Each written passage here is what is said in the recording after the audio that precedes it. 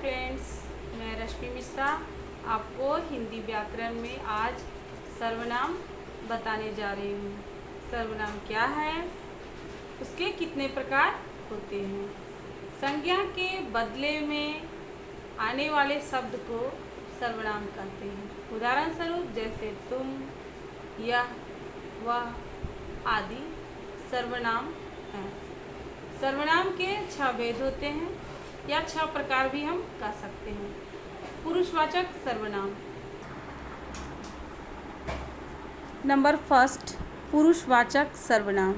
जिस सर्वनाम का प्रयोग वक्ता या श्रोता द्वारा स्वयं, अपने लिए अथवा किसी अन्य के लिए किया जाता है वह पुरुषवाचक सर्वनाम कहलाता है। उदाहरण स्वरूप मैं, तू, आप आदि ये जो हैं पुरुषवाचक सर्वनाम के उदाहरण हैं। मेरा नाम राम है, यहाँ पे मेरा जो है वह क्या है, पुरुषवाचक सर्वनाम है। तुम कल स्कूल जाओगे, यहाँ पे तुम जो है वह है पुरुषवाचक सर्वनाम का उदाहरण।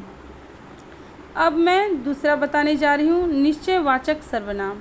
जो सर्वनाम किसी व्यक्ति, वस्तु आदि की ओर निश्चयपूर्वक संकेत करे वे निश्चयवाचक सर्वनाम कहलाते हैं। उदाहरण स्वरूप यह, वह, वे आदि। यह मेरी पुस्तक है, यहाँ पे यह जो है वह निश्चित करता है कि यह पुस्तक मेरी ही है, यह दूसरे की पुस्तक नहीं है। वह राम के भाई हैं, यहाँ जो वह है वह निश्चित करता है कि यह व्यक्ति जो है वह राम का ही भाई है, दूसरे किसी और का नहीं। तीसरे नंबर, अनिश्चयवाचक सर्वनाम। जिन सर्वनाम शब्दों के द्वारा किसी निश्चित व्यक्ति अथवा वस्तु का बोध हो उसे अनिश्चयवाचक सर्वनाम कहते हैं। उदाहरण स्वरूप कोई, कुछ, कहीं आदि। कोई आ रहा है, यहाँ पे कौन आ रहा है मुझे नहीं पता है, तो यह कोई जो है अनिश्चयवाचक सर्वनाम का उदाहरण है। स्वाद में कुछ कम है, स्वाद में कुछ कम है, यहाँ पे कुछ जो है पता नहीं है कितनी मात्रा में कम है या क्या कम है नहीं पता है, तो यहाँ पे जो कुछ है वह अनिश्चयवाचक सर्वनाम का उदाहरण है। नंबर 4, संबंधवाचक सर्वनाम। जिन सर्वनामों का प्रयोग परस्पर संबंध बताने के लिए किया जाता है उसे संबंधवाचक सर्वनाम कहते हैं। उदाहरण स्वरूप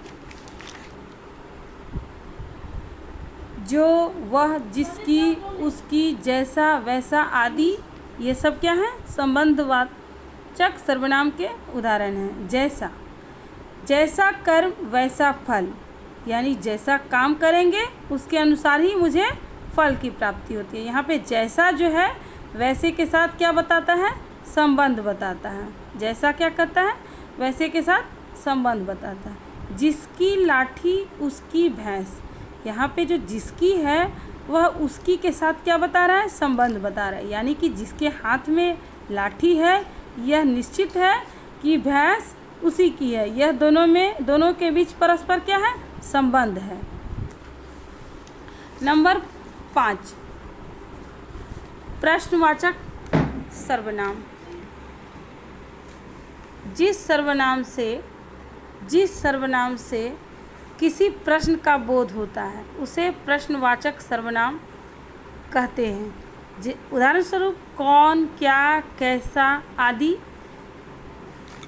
प्रश्नवाचक सर्वनाम के उदाहरण। जैसे तुम क्या कर रहे हो, यहाँ पे तुम क्या कर रहे हो यह नहीं पता है, यह क्या है, प्रश्न कर रहा है कि तुम क्या कर रहे हो। वहाँ कौन खड़ा है, वहाँ जो खड़ा है पता नहीं है कि वहाँ कौन खड़ा है। ये क्या और कौन जो है यह प्रश्न करता है, यह दोनों जो हैं प्रश्नवाचक सर्वनाम के उदाहरण हैं। नंबर 6, निजवाचक सर्वनाम। निज, जिन सर्वनामिक शब्दों से अपने या अपनों का बोध हो उसे निजवाचक सर्वनाम कहते हैं। उदाहरण स्वरूप अपना, अपनी, मेरा, मेरी आदि निजवाचक सर्वनाम के उदाहरण हैं। मैं अपना कार्य स्वयं करता हूँ। यहाँ पे मैं अपना कार्य जो है वह क्या करता हूँ, स्वयं करता हूँ, किसी और की सहायता से नहीं। तो यहाँ पे अपना जो है वह निजवाचक सर्वनाम का उदाहरण है। मेरी माँ भोजन अपने आप बनाती है। यहाँ पे मेरी माँ जो भोजन बनाती है वो अपने आप, तो यहाँ पे अपने आप जो है वह क्या बता रहा है, निज, अपनों का बोध बता रहा है। तो यह जो है निजवाचक सर्वनाम का उदाहरण है। इस प्रकार मैंने आपको सर्वनाम के कितने प्रकार होते हैं, सर्वनाम क्या है, मैंने बताया, जिससे आपको सर्वनाम को समझने में आसानी हो। Thank you.